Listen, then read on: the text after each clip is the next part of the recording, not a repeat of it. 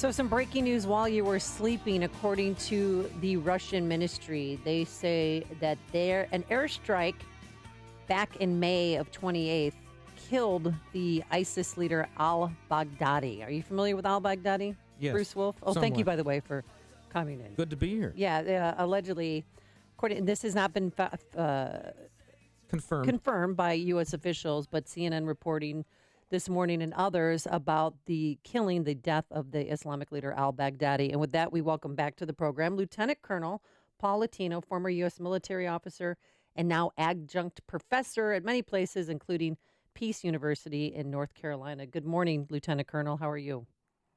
I'm great. Hello, Amy and Bruce. How are you? Good. So how significant would this be if indeed that airstrike killed al-Baghdadi? Well, I wouldn't get too worked up about it because they've made those claims before. So that's not something that I think is we should really dive into at this point, because it could turn out that it's not the truth. They've made that claim before. Yeah, I mean, it happened May 28th, and now what? It's June. So was this, do you think, a propaganda victory for Russia or an attempt at that? It could be true. I guess we just have to wait and see. But what I would like to talk about is what your previous segment. Mm-hmm. Since I teach flying courses for a couple of colleges, I'd like to throw out some things that I noticed about what the students I teach, what they're coming across and what I glean from them.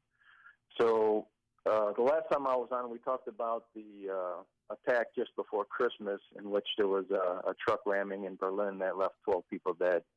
And at that time, I mentioned that we would likely see continued attacks against various soft targets. So one thing I noticed from my students is that they have a hard time grasping certain facts. And reality is hard to get across to them. So if I were to say that radical Islam wants to establish a caliphate and rule the world, they have a hard time grasping this.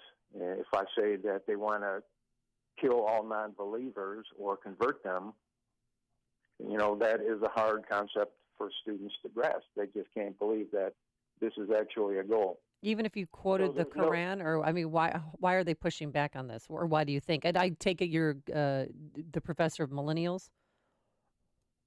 Correct. I have a broad spectrum, but millennials are included in that. I just don't think that their life experience is enough to for them to believe that such a group exists. And when I tell them there's no amount of appeasement on our part that's going to stop the radicals from trying to accomplish their goal. For example, if we close Gitmo, is that going to stop radical Islam from attacking us? No. If we provide jobs, which was suggested by some politicians, is that going to stop them? No.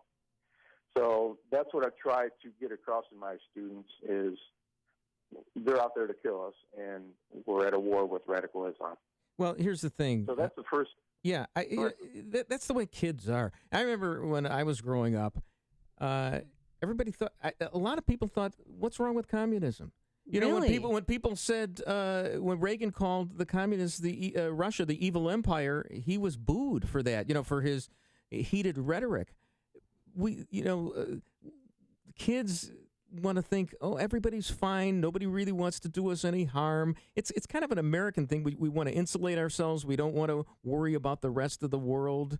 And so it just seems like this goes from generation to generation. This is today's version of it.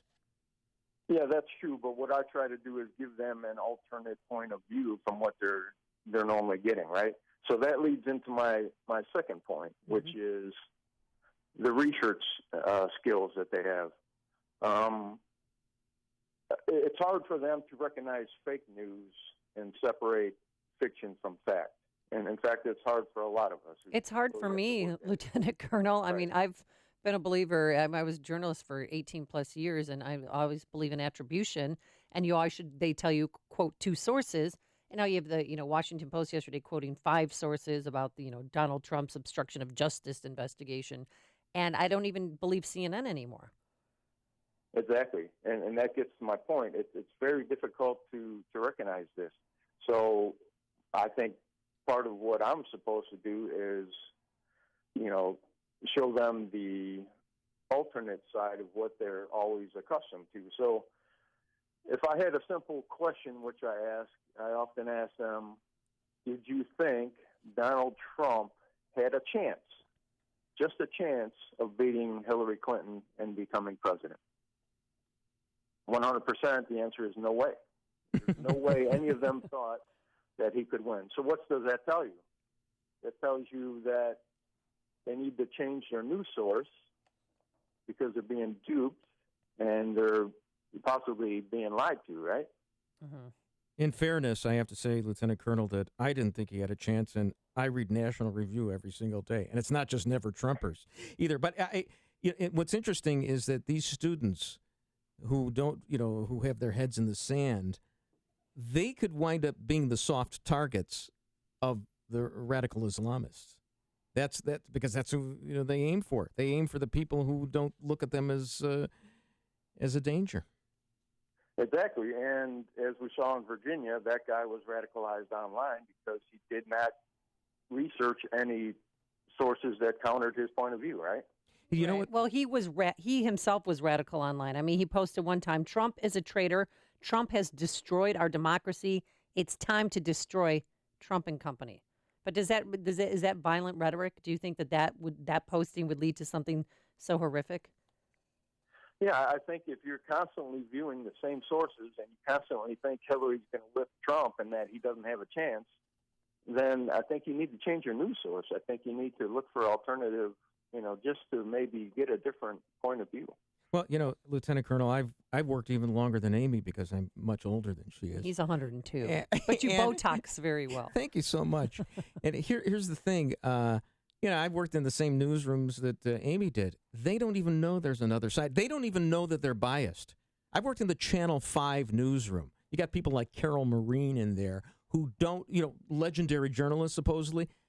They're oblivious to that there is another side of the story. They live in their little bubble and witness what happened with the New York Times in their editorial about, trying to connect Sarah Palin to the shooting of Gabby Giffords, when the New York Times actually reported only a couple of days after the shooting that this paranoid schizophrenic was not at all motivated by Sarah Palin. But that's the bubble. He was not that at all a live in. Republican or a conservative. Right. He was a crazy. That's the bubble it's not students.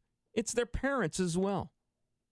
Yeah, well, it can be comical. I once had a student cite The Onion, which is a satirical website paper, as fact that which she believed. Well, what was the story? Wait, I want to hear this. I know what the story was, that Wolf Blitzer raised this child. Was raised by wolves? Right. This 11-year-old child was raised by Wolf Blitzer. No, was true. Yeah, right. Yes. Can you recall, Lieutenant Colonel, what the story was that she quoted in The Onion? Yeah, the article was about suicide bombers who were getting paid big money to blow themselves up. And she cited how happy that the families were that they now had money, and that she didn't realize the person was dead and thought that he was caring for his family still. And it was just bizarre. That's worse than The Onion's Ebert Victorious headline after Siskel died. Which was pretty macabre. That's pretty good. Good. Pretty bad. Do you think the bombing in Manchester, though, at the Ariana Grande concert, because for my kids, I know that made this fight against ISIS and Al Qaeda real, because it was their people. I mean, a lot of kids that were 8, 9, 10 years old died in that blast. Yeah, I think that maybe that'll hit home a little more than what we've been seeing. So the last thing I want to talk about is the writing ability. So when these students write, and Amy, you're going to have 2 boys going to college, they tend to not write in a clear and concise manner, free of spelling, grammar, agreement errors. Well, and there's no penmanship courses, so they can't even read the letters that Grandma Wheezy sends them. Yeah, incomplete thoughts. So my advice is I try to get them to focus on the facts, focus on the question, answer the questions, and not include the fluff that they hear on, Facebook or other things. Stick to what is required. Lieutenant Colonel, it's not just your students who need a lecture from you. Bob Dylan the winner of the Nobel Prize for Literature, Yeah. apparently, I mean, this hasn't been proven yet, but they're Is this fake apparently news, Bruce? no, or something? apparently plagiarized. I say apparently plagiarized his speech before the Nobel Committee, which he was required to give in order to get the prize, from Spark Notes. But he used quotes about Herman Melville from Spark Notes. Now, this hasn't been proven yet, but there's certainly a case to be made, because Bob Dylan, as you know, all his lyrics, nobody knows what he's talking about. How does it feel? Nobody understands that. And that's fine. It's music. But actual literature, he couldn't write. And he realizes that. I mean, he's humble that way. I'm really humble. But here's everybody must get stoned. But here's the thing. If Bob Dylan, who won the Nobel Prize for Literature, can't write out a coherent thought, what do you expect from your millennials? Cut them some slack, give them all A's, and just be done with it, okay? I'll take that advice. Yeah. Thank you, Lieutenant Thanks so Colonel. much, Lieutenant Colonel Paul Lottino, for joining us again. Have a great weekend and happy Father's Day. Thank you. You too. And he joined us on our turnkey.pro answer line.